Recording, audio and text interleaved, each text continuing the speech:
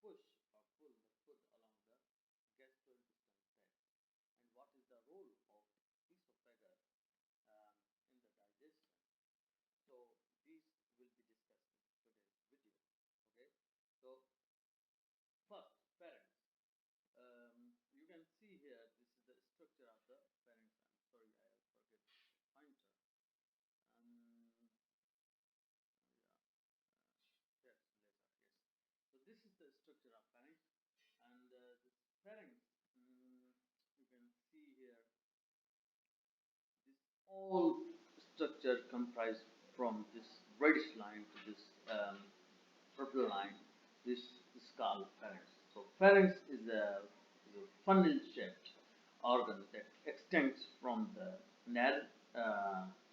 nose or nares to the esophagus posteriorly and to the larynx anteriorly. The first part is called this nasopharynx, and this is oropharynx, and this is laryngopharynx. So together, these three structures are called pharynx.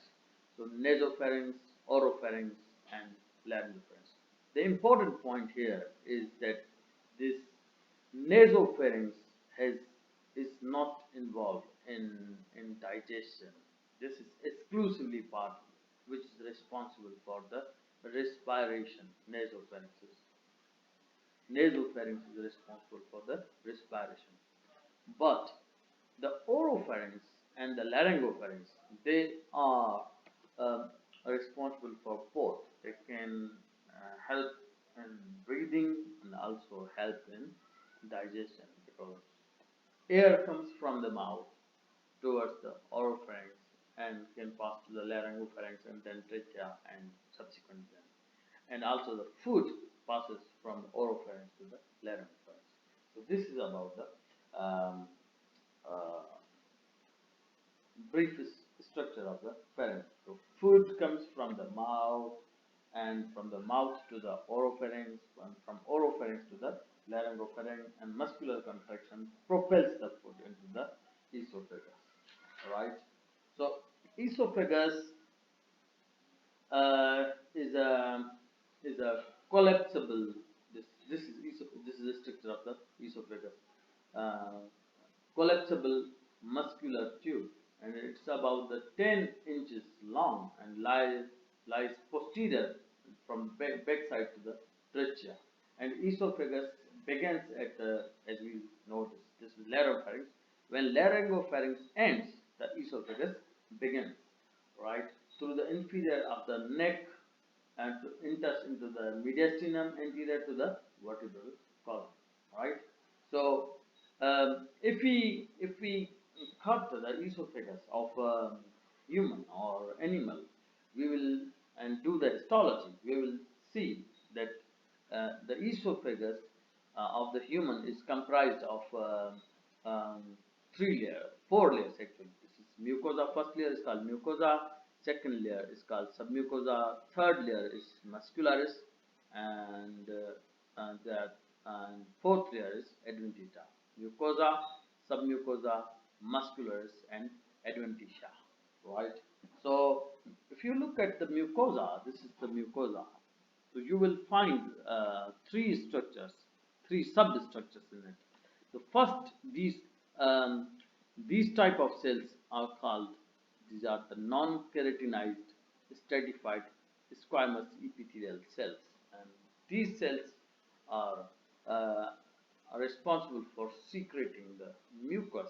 All right, and this is the lamina propria, and lamina propria is responsible for the blood supply, and musculus mucosa.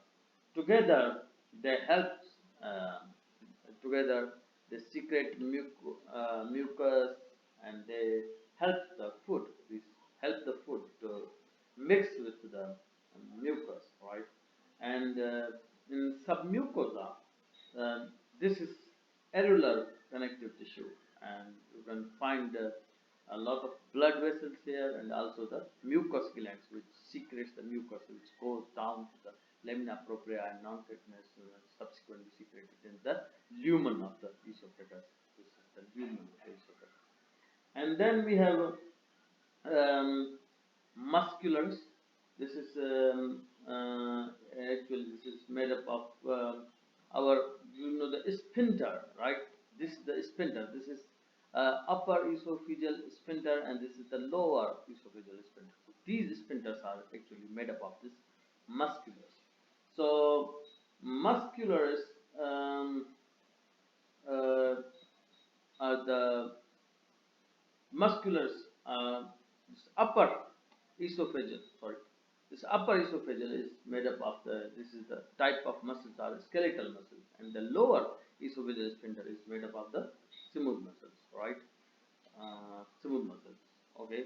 So, and the upper esophageal phagus, the upper esophagus,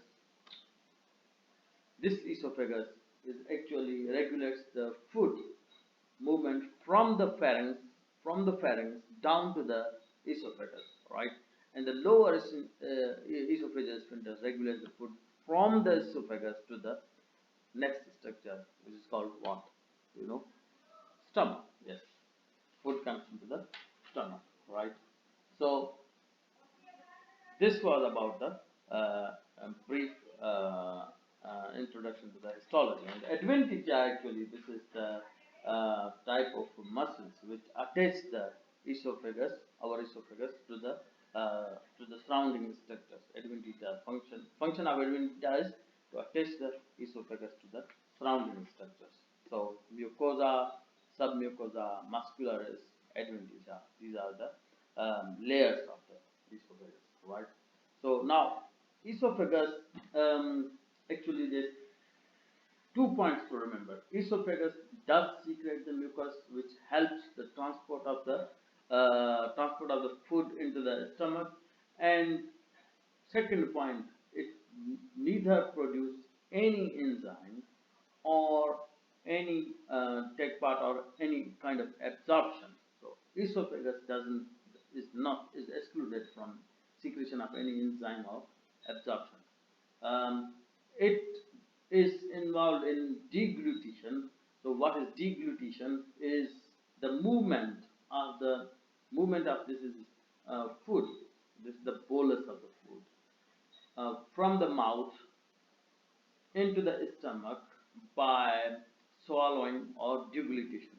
So deglutition is also called as swallowing, right? And this is deglutition of the food is facilitated by slavia and mucus. And so there are 3 stages of deglutition.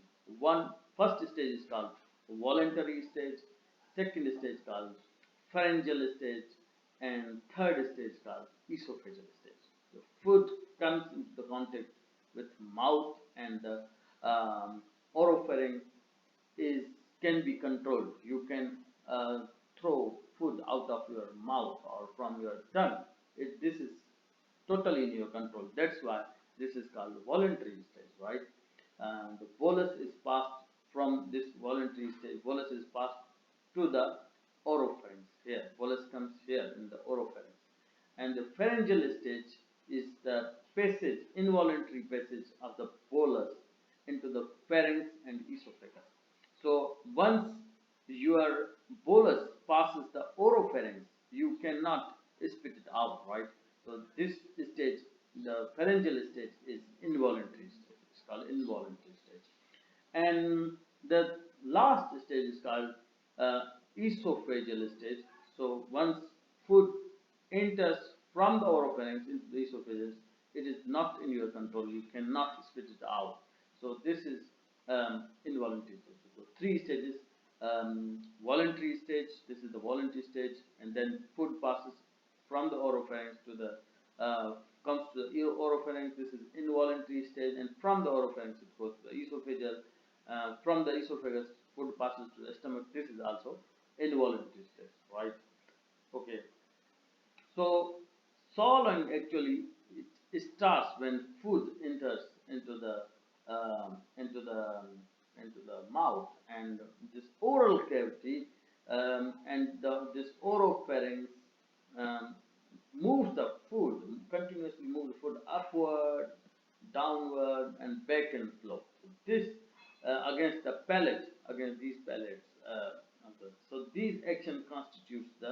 voluntary stage. And when food passed to the bolus, when bolus is passed to the oropharynx, this is involuntary stage. And when bolus is coming into the contact of the oropharynx, so here in the oropharynx there are located some receptors. So these receptors are the part of the nervous system, and these receptors actually send the impulses to the deglutition center or swallowing center, which is located into the medulla oblongata or brainstem of our nervous system. And returning impulse cause the soft plate and ulna to move the upward, and nasopharynx um, which prevents the swallowing of food and enter into the entry of the food into the nasal cavity, right? Nasal cavity and swallowing the food. So this is, and also in addition to that, there is epiglottis. This epiglottis is also closes off and prevents closes off so that food should not go into the larynx, right? Because food go into the larynx, it will go into the lungs, and there again you will face the problem, all right? So epiglottis closes off, right, and soft plate and hard plate also closes off so that food should not go to nasopharynx, right? Food should not bolus should not go to the nasopharynx, and these are closed off, and the oropharynx. Epiglottis also closes off there so that it should not go, food should not go into the larynx. So this was about brief introduction of the esophagus, right? So when esophageal stage means food comes here, food moves inside the esophagus through very coordinated movements, which is called peristalsis. The progression of the coordinated contractions of the circular and longitudinal muscles. Remember that we read the muscular, these two sphincters are made up of the muscular and the longitudinal muscles and circular muscles. Um, okay, this is the circular muscle and this is the longitudinal muscle of the musculars. So these contractions of the coordinated contraction of these two muscles is called peristalsis. So peristalsis actually pushes the bolus, push the bolus towards the stomach. And peristalsis, the movement of peristalsis occurs in tubular structures of other part of the GIT. For example, stomach, small intestine, and ureter, uterine tube, esophagus. And this peristalsis is actually controlled by the medulla oblongata. So mucus, which is secreted by the esophageal glands, lubricates actually the bolus to reduce the friction of the food particles in the bolus. So passage of this solid and semi-solid food from the mouth towards the stomach generally takes 4 to 8 seconds, and very soft food particles and liquids take just only 1 second to pass into the stomach, right? So this was about the physiology and anatomy of the and histology of the pharynx and esophagus, and the medical condition which is associated with the esophagus is called hiatus, diaphragmatic hernia. This is the protrusion of part of the stomach into the thoracic cavity through the esophageal hiatus of the diaphragm. So you can see here the part of the stomach has been protruded into the esophageal stages. So this is a very critical condition. The symptoms are the heartburn and regurgitation of the food and liquids in the mouth, because when food goes into the stomach and the stomach is swallowed in here in the esophagus, the food can go back towards the mouth, right? Backflow, reflux, acid reflux. Because why acid reflux? Because stomach secrete a strong acid which is called HCl.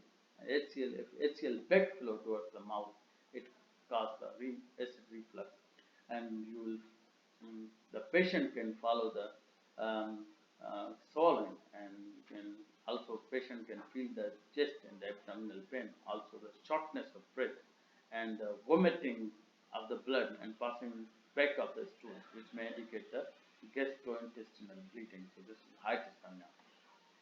Um, I'm running this YouTube channel to teach the human physiology with the help of anatomy and histology. In this playlist, we are focusing on digestive system. We have covered introduction to GIT, dental physiology.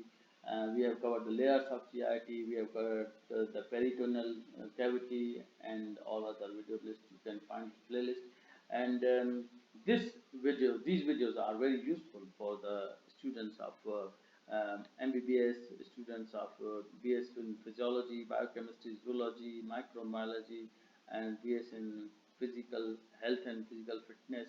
So if you like our video, please subscribe our channel, and don't forget to share this video with your friends so that they can also get benefit from my videos. I have used these websites for images, and I am very thankful to those kind people. Thank you so